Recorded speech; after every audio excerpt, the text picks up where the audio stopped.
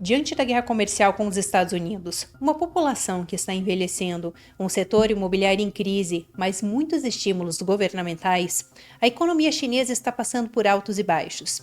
Mas o que exatamente está acontecendo no país? Para entender um pouco melhor este cenário, hoje nós vamos conferir algumas atualizações importantes sobre o cenário econômico da China e conferir também a análise de alguns especialistas sobre isso. Eu sou Emanuele Coure, editora de China do jornal Epoch Times aqui no Brasil, e este é o China em Foco.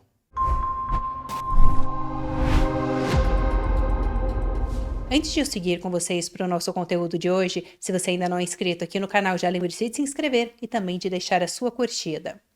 Agora, o mercado de ações da China tem mostrado força recentemente, com os investidores injetando mais de $1 trilhão no mercado de ações chinês, esperando assim obter retornos em uma economia incerta.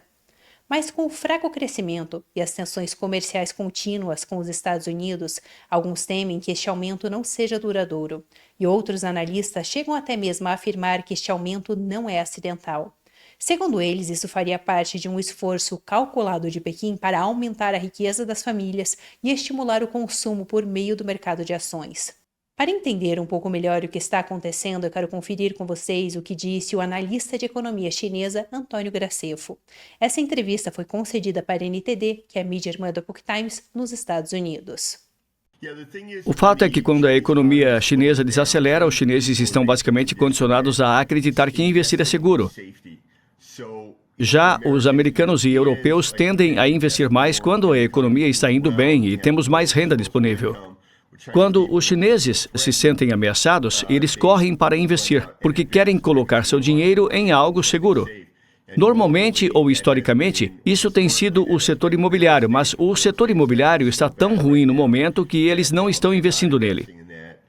Então, as outras opções são colocar o dinheiro no banco ou no mercado de ações. O problema com o banco é que as taxas de juros bancárias são tão absurdamente baixas que não há vantagem em colocar seu dinheiro lá. E isso está levando o dinheiro para o mercado de ações. Basicamente, ele está indo para o mercado de ações porque não há outras alternativas de investimento. Agora, a questão aqui é que grande parte deste dinheiro que está inundando o mercado de ações chinês não vem de poupanças, mas sim de empréstimos. Dessa forma, esses investidores estariam se endividando para buscar os retornos sobre esses investimentos. Mas toda essa situação está gerando preocupações de que, se os preços das ações caírem, isso possa iniciar uma reação em cadeia da venda dessas ações. No momento, a margem total na China ultrapassa $1 trilhão. É algo muito próximo de $300 bilhões em margem no momento. Então, essas são pessoas que estão essencialmente comprando ações a crédito porque o mercado de ações está se valorizando a um ritmo muito mais rápido do que os juros da dívida desse dinheiro que eles estão emprestando para comprar as ações. Mas, obviamente, se essas ações começarem a desvalorizar, haverá uma venda massiva. E à medida que há uma liquidação, começa uma corrida para o fundo do poço. O preço das ações continua caindo, as pessoas continuam vendendo e em seguida, você sabe, chega à sua chamada de margem. Sua margem vence e você deve mais do que o valor das ações. Bom, enquanto muitos investidores domésticos na China estão injetando dinheiro, os investidores estrangeiros estão adotando uma abordagem diferente, com muitos deles se retirando. Isso à medida que a economia da China desacelera devido às tensões comerciais em curso com os Estados Unidos.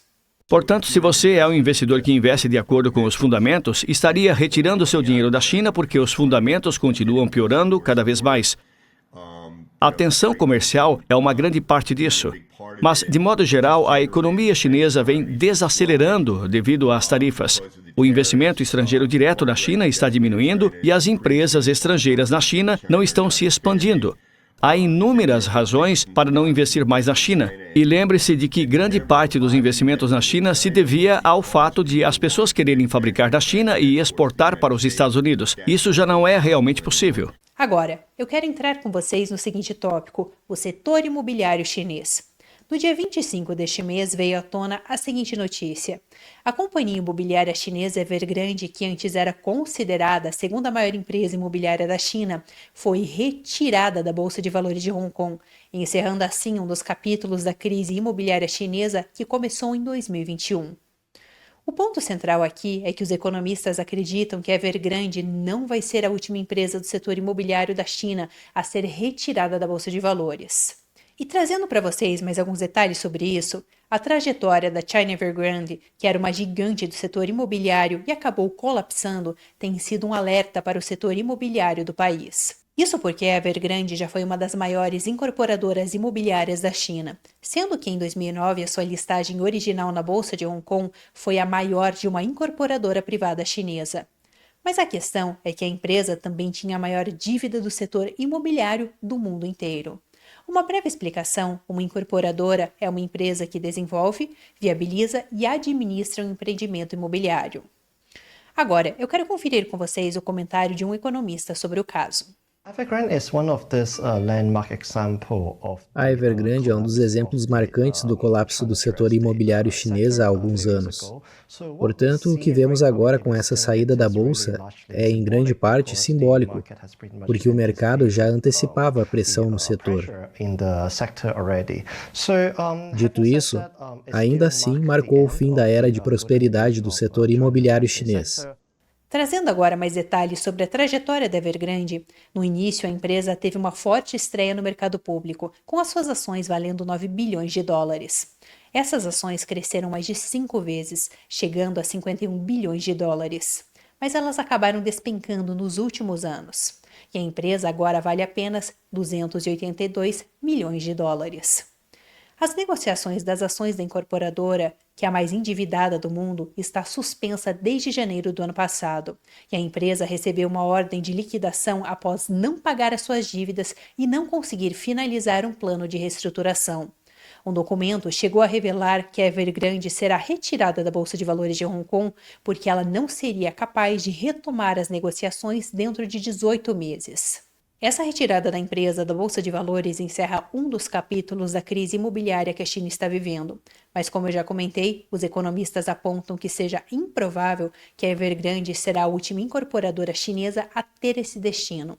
Eu quero conferir novamente com vocês a análise de um economista sobre isso. É possível que mais empresas sigam o mesmo caminho da Evergrande, especialmente aquelas que não conseguem cumprir os requisitos de listagem em termos de divulgação e também de relatórios de auditoria. E se suas ações ficarem suspensas por mais de 18 meses, elas serão forçadas a sair da Bolsa de Hong Kong. As autoridades chinesas têm tentado revitalizar o setor imobiliário nos últimos anos. Isso porque esse é um setor muito importante, que já chegou a representar 1/4 do PIB do país. No entanto, eles estão encontrando dificuldades. Ainda no início deste mês, a China South City se tornou a primeira incorporadora imobiliária estatal chinesa a receber uma ordem de liquidação do Tribunal Superior de Hong Kong. Enquanto isso, as pessoas na China que compraram imóveis estão esperando que as suas casas sejam entregues e os credores da empresa esperando que eles possam recuperar o seu dinheiro. Agora, diante dessa delicada situação da economia chinesa, um dos pontos que tem chamado bastante atenção é como os jovens têm sido um dos principais afetados por essa crise. De acordo com dados divulgados pelo Departamento Nacional de Estatísticas da China, em julho, a taxa de desemprego entre os jovens de 16 a 24 anos que estão procurando emprego ativamente atingiu quase 18%, o valor mais alto dessa taxa no último ano. Isso significa que atualmente quase 1 em cada 5 jovens adultos na China que procuram um emprego estão desempregados. Uma situação complicada para os 12 milhões de jovens recém-formados que estão entrando agora no mercado de trabalho no país. Só que ainda mais preocupante é que nos últimos anos, cada vez mais especialistas do setor financeiro têm apontado que os dados apresentados pela China com frequência possuem várias inconsistências e provavelmente teriam sido adulterados.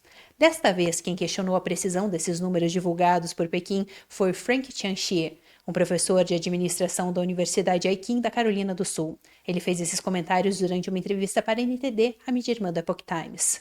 Em primeiro lugar, você sabe que nunca se pode confiar nos números e nas estatísticas do governo comunista chinês.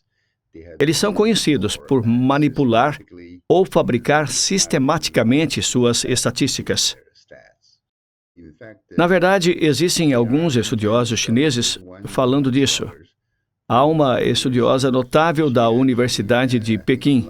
Acho que foi no ano passado, em algum momento do ano passado, que ela fez seus próprios cálculos e chegou a um número de 47% de desemprego entre os jovens. Acho que esse número está muito mais próximo da realidade. Portanto, 17% está muito longe da realidade. Essa estudiosa da Universidade de Pequim que o professor Xie citou se chama Jiang Dan. Ela é uma economista do setor trabalhista e professora assistente na Universidade de Pequim. O seu trabalho começou a chamar a atenção depois dela ter apresentado suas estimativas para o desemprego na China, que eram muito superiores aos números oficiais do regime. Como Xie comentou em março do ano passado, ela estimou a taxa de desemprego juvenil na China em cerca de 47%, enquanto os dados oficiais apontavam que seria cerca de 20%. De acordo com críticos e economistas chineses, o método usado na China para calcular o desemprego dificilmente consegue refletir o panorama geral do país. Isso porque ele exclui uma grande parte da população que deveria estar incluída nesses números. Por exemplo, nessas estatísticas de desemprego juvenil, não foram incluídas pessoas que estivessem estudando e nem mesmo pessoas que estivessem desempregadas, mas que não estivessem ativamente procurando emprego. Além disso, as populações rurais da China também são amplamente excluídas desses dados oficiais, sendo que os números do desemprego juvenil cobrem apenas as áreas urbanas. Outro ponto também é que o regime chinês tem uma influência significativa nesses dados oficiais. E em 2023, as autoridades chegaram até mesmo a suspender a divulgação de dados entre julho e novembro. Agora eu quero conferir com vocês outro fator que o professor Xie comentou que tem tornado a procura de emprego na China ainda mais desafiadora. Acho que o principal impulso do governo para promover a IA é a sua aplicação em uso militar, em armas, em um sistema para que eles possam, de certa forma, alcançar os Estados Unidos em tecnologia militar. Por outro lado, essa aplicação em larga escala da IA por empresas chinesas vai acabar definitivamente prejudicando ainda mais o mercado de trabalho. Então, isso é como tornar tudo mais complicado. Quase 4 milhões de pessoas na China se inscreveram para os exames de admissão para o mestrado este ano, na esperança justamente de conseguir empregos com melhores salários e benefícios. Mas à medida que a China concentra os esforços no desenvolvimento da tecnologia artificial, muitas empresas começaram a substituir essas pessoas pela inteligência artificial. Por exemplo, em cargos e áreas especializados como tradução, bancos e também vendas. E de acordo com analistas do setor, essa tendência pode ter um grande impacto na força de trabalho qualificada do país. Bom, isso é tudo por hoje no China em Foco. Se você gostou do episódio de hoje, já lembre-se de deixar aqui o seu comentário, a sua curtida e se inscrever no canal. E se você quiser acompanhar um pouco mais o nosso dia a dia aqui na Epoch Times e também outras notícias sobre China, eu vou deixar aqui para vocês o meu Instagram e também a minha conta do Twitter. Muito obrigada por assistir e eu te vejo numa próxima.